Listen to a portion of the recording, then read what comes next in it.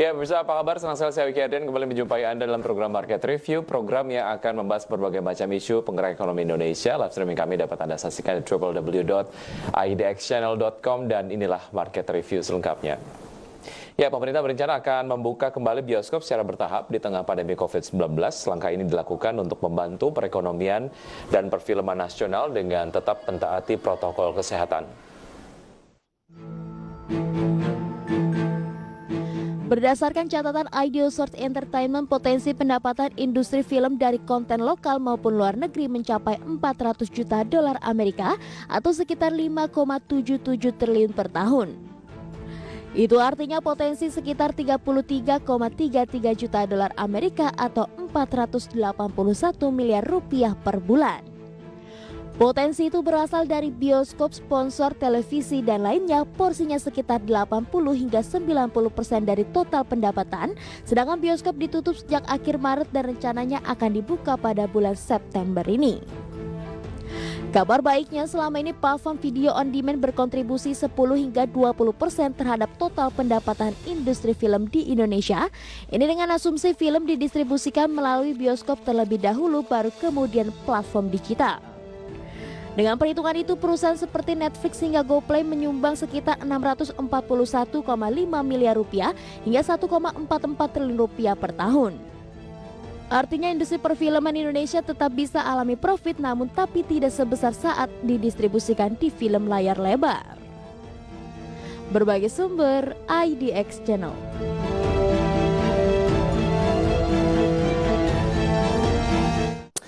Ya, untuk membahas tema kita hari ini mengenai reopening ataupun pembukaan kembali bioskop dan geliat perfilman Indonesia, sudah bergabung bersama kami melalui telepon ada Bapak Yan Wijaya, pengamat perfilman Indonesia. Selamat pagi, Pak Yan. Selamat pagi teman-teman semua. Baik, terima kasih sudah bergabung bersama kami. Semoga kita sehat selalu ya, Pak Yan. Amin, amin. Baik, Pak Yan, mengenai dinamika industri perfilman pada saat bioskop tutup, analisa Anda ataupun mungkin apa yang Anda bisa sampaikan mengenai hal ini, Pak Yan? Ya, pada saat ini, kapan bioskop akan dibuka, belum ada yang tahu. Ya, kemungkinan terdekat adalah akhir September. Ya, enggak, karena PSBB di Jakarta diperpanjang sampai dengan 15 September. Ya, dan risikonya masih sangat besar untuk nonton di bioskop pada masa ini. Demikian. Ya, bagaimana Pak Yan melihat dampaknya kepada industri perfilman di Indonesia pada saat bioskop tutup, Pak Yan? Sejauh ini yang Anda lihat seperti apa? Yang sangat terpukul dalam hal ini adalah dua, ya. Ini bisa dibedakan industri bioskop dan perfilman. Ya.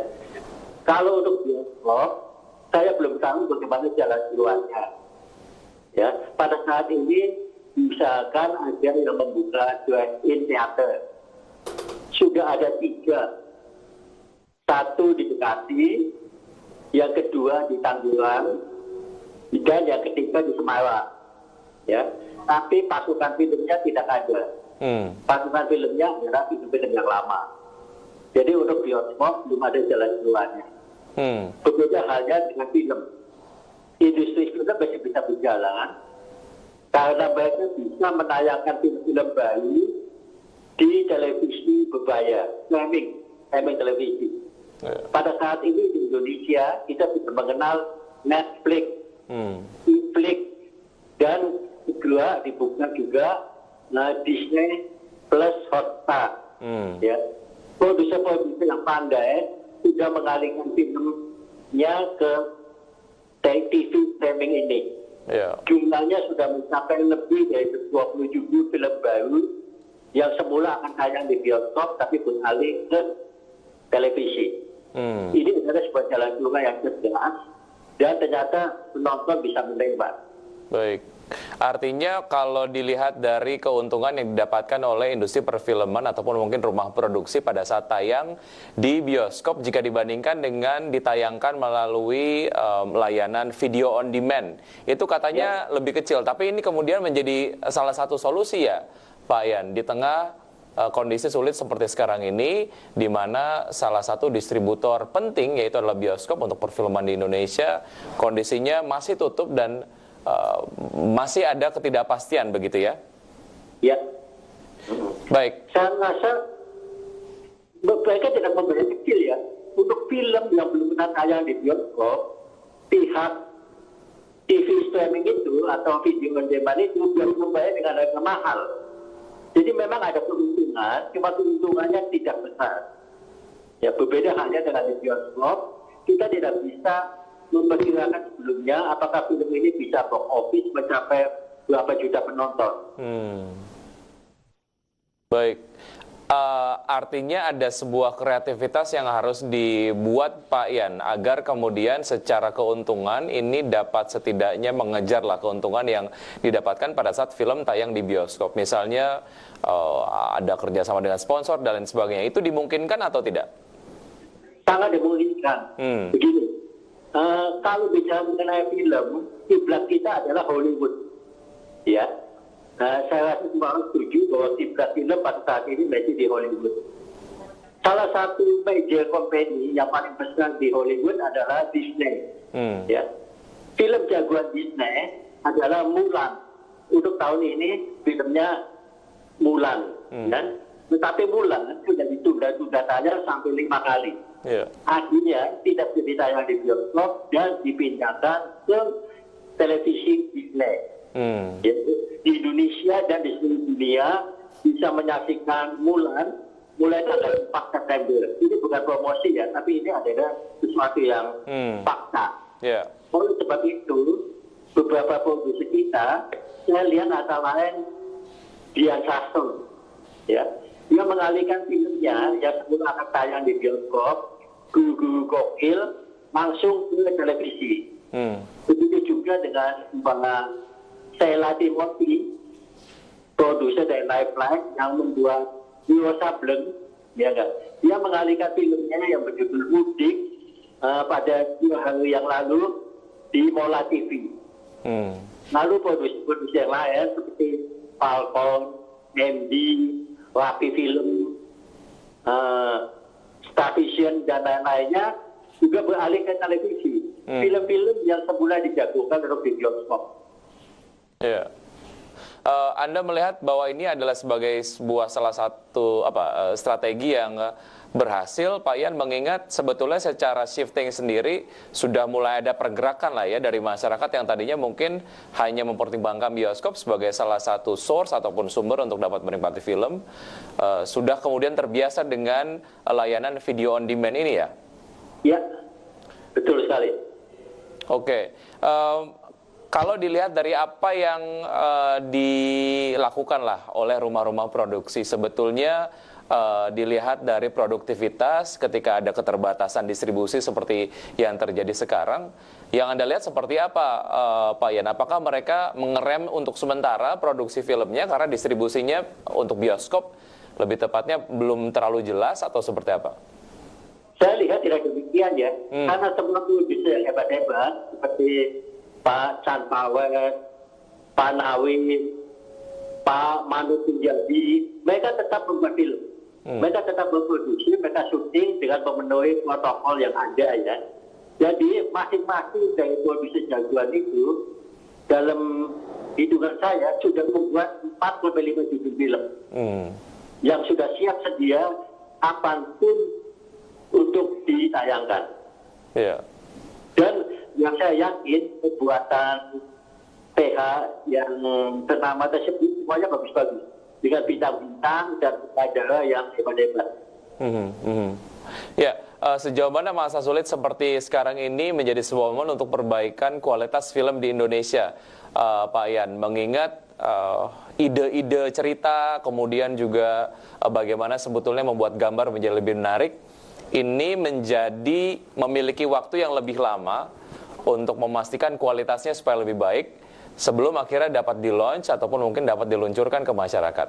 Mengingat ya bioskopnya juga masih tutup, artinya kalaupun memang memerlukan waktu lebih lama untuk melakukan evaluasi dan lain sebagainya, masih bisa dilakukan dan nanti outputnya filmnya jadi lebih berkualitas. Menurut Anda seperti apa, Pak Ian?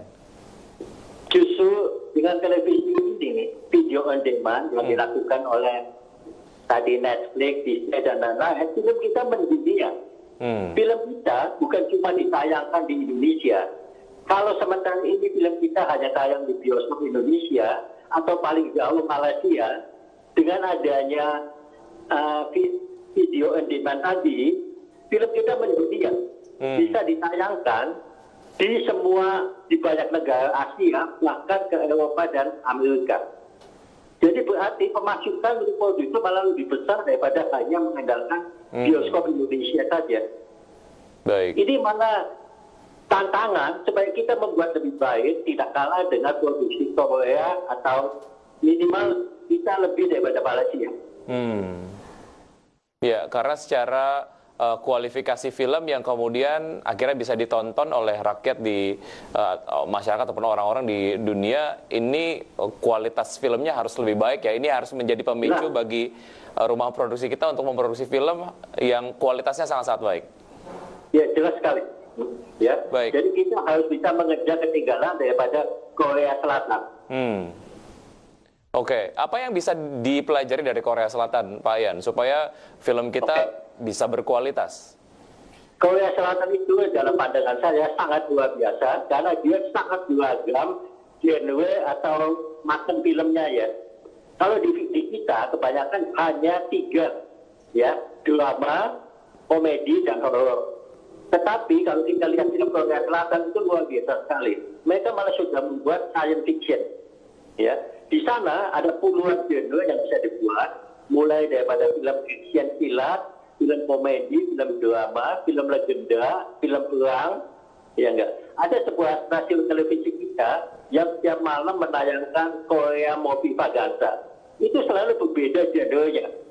Ya, jadi saya kagum sekali bahwa film Korea ini luar biasa. Bukan cuma hal-hal yang tidak bisa dibuat di Indonesia, seperti misalnya science fiction. Di Indonesia boleh dibilang langka sekali dibuat film science fiction. Selain itu, film-film terbaru dari Korea Selatan bisa ditayangkan di lebih dari 100 negara. Itu yang membuat, kalau di dalam negeri saja, penduduk Korea Selatan itu sudah untung ya. Karena penduduk Korea Selatan jauh lebih sedikit daripada Indonesia, tapi mereka movie addict. Mereka adalah movie gurus, penggemar film yang sangat mencintai film nasional ya.